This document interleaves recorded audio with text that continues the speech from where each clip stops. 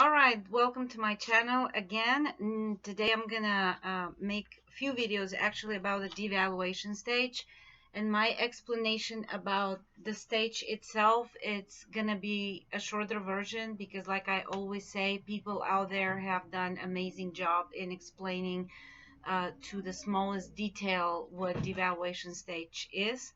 So by all means, keep reading, keep watching videos, and keep researching.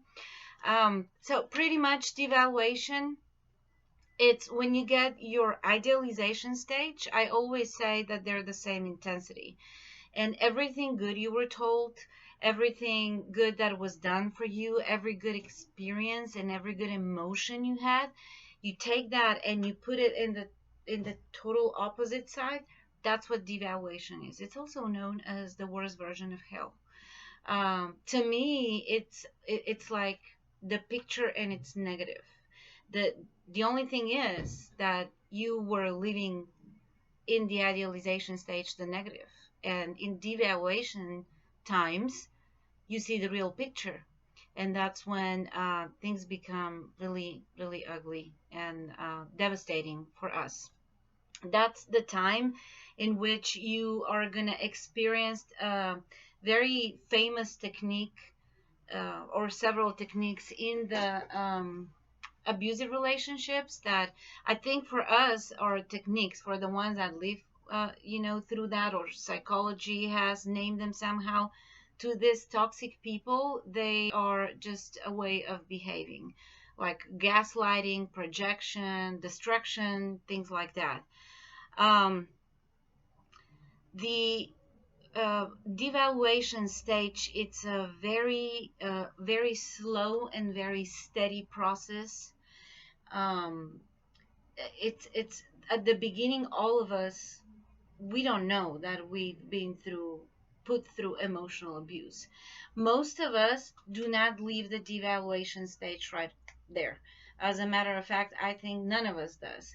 The ones that have do not have what I believe we all carry inside. It's the complex PTSD or something that we have to work on. um, Probably even pure naivety. Like I said in the previous video, for us to believe that someone can call us, "You are my soulmate and I want to marry you," 2 3 months uh, after knowing us, if we believe that, there is something in our value system that we should take a look at again. So for the kind of people we are, we don't give up. We don't just let people behind us just because they're not doing okay. We fight, we support, we're there. We're fighters. We don't just stop loving somebody because they told us something offensive. What we do is to start finding excuses for them so we can continue supporting. While people who do not believe in the things we believed to get into this relationship, or people without any very deep inside issues, if you can call them that way, they, as soon as a devaluation stage starts, they would be like, "Oh, you know what, that's not for me, thank you," and they'll leave. And you won't see them in the forums, and you won't see them, posting videos on YouTube saying, "Oh, well, I experienced that," because to them, they don't know, they don't even gonna be through an emotional abuse. They're not gonna come across the terms we come across just because they left very early. So for us, for those of us who stayed in the relationship X amount of time, some years, some months, we don't realize what's going on at the beginning. And that's actually one very red flag. If you don't know, if you're not sure, as all of us at the beginning are not sure, I think a very good sign for what that you're in a toxic relationship is that you start making excuses for your partner in front of other people and in front of yourself. By the time we realize, not even, it's not even realized, by the time we can admit to ourselves that we're in a very bad relationship, we have already lived through many ugly days, many offensive words, actions, many crying, a lot of stress. So yeah, the one reason this video it's actually gonna be about the one reason for which I decided to start making videos and um, raise awareness of emotional abuse, because it's invisible, but it actually the consequences are pretty bad. So in the devaluation stage, you are going to lose your identity. You're going to lose most likely your money. You're going to lose every kind of emotion you have, and you'll just stay with what I call nothingness. It's you don't get excited. You don't sometimes you don't even get that sad because the words you heard them yesterday and the day before and the day before, and you for the n amount of time have been blamed for things you never did, things you never crossed your mind to do, and you're just so exhausted that you just become numb to even to good things. You become numb. So one thing though that I know it's gonna happen because it happened to me. It happened to many people that I have talked to in forums or in person.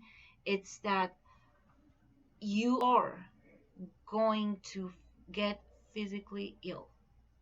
You are going to have um, some kind of illness. You're gonna get sick. It happens also in the discard stage. It's kind of a different because most of us in discard stage just lay down and we stop eating, we stop drinking, and we just wait for life to be over. While in devaluation stage, it's I don't think we realize that we are actually getting sick until we're diagnosed with something. Like one of the books that helped me, Psychopath Free, explains it, says it. The pictures of before you got into the relationship and during the emotional abuse, like to a person, they're horrifying. And actually, I am going to show you mine. Here, I guess, let me see. There it is. So, of course, the first one, it's me the year before I got into the relationship, and the second one is a year after. And I stayed with the expression I have on the second one for about, what is it, 4 more years, 3 more years. But yeah, it's pretty scary. And the thing is, I physically, and most of us physically change. Uh, but what I ended up having, it's Hashimoto, which is an autoimmune disease, and it took me a very long time actually to be able to diagnose it because my um, I I literally started losing about 2 years after the relationship.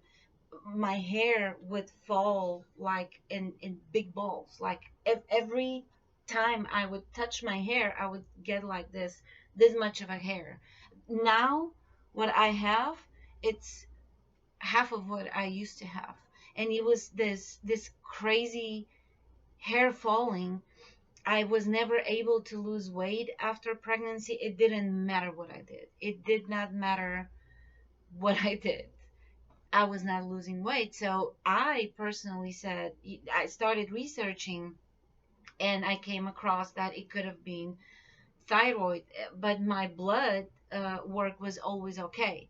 So with a lot of work and a lot of blood, I probably should make a totally different video and just tell my story about how I worked with the problem of Hashimoto and dropped actually my numbers very drastically. But that's not the point now. So finally, I got through some books and I realized that I had been through so much adrenal fatigue.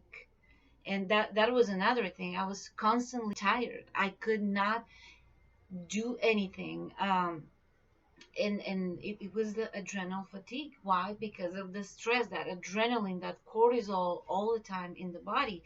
So Hashimoto, it's an autoimmune disease, but it's not. It's very often seen in victims with that go under emotional abuse.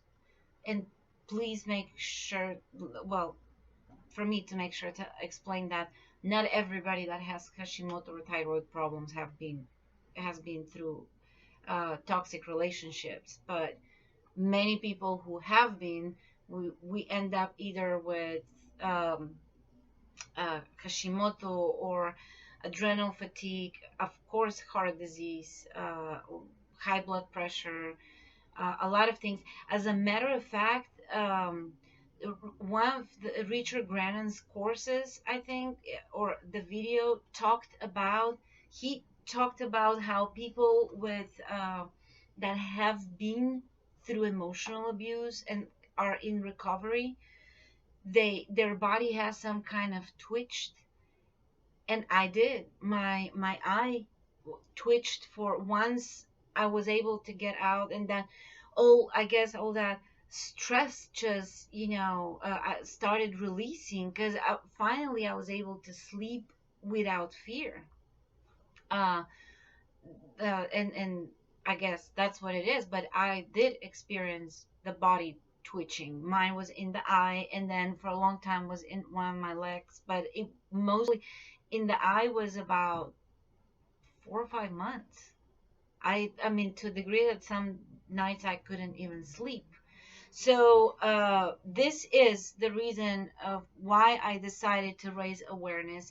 And this video, I'm gonna keep it into being that short and talk about. Please, I know if you have gotten to the point of watching my video or another ones, it's because it's not your first round in being devaluated, and you are probably going through some crazy periods.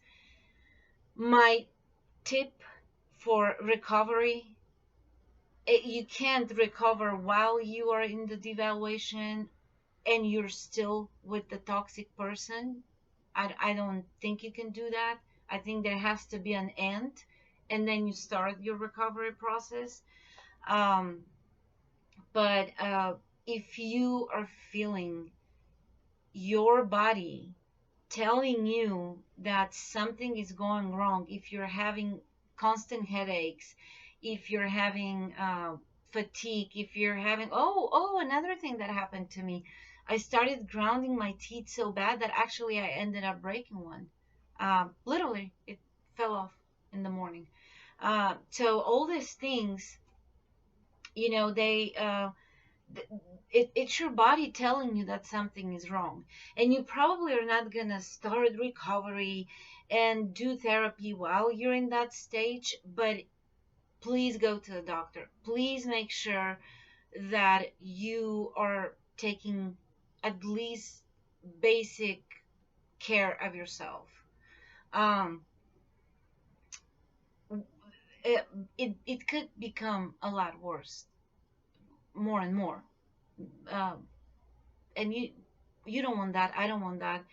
That's why I'm sharing my story. So at least, even though if you're not leaving the toxic person, if you're not thinking about starting therapy, if you have any kind of physical sign that your body is getting sick, at least do that, and go to the doctor. So that's it for this video. I hope it was helpful, and I'm about to do a few more, so I hope you watch them too. See you next time. Bye.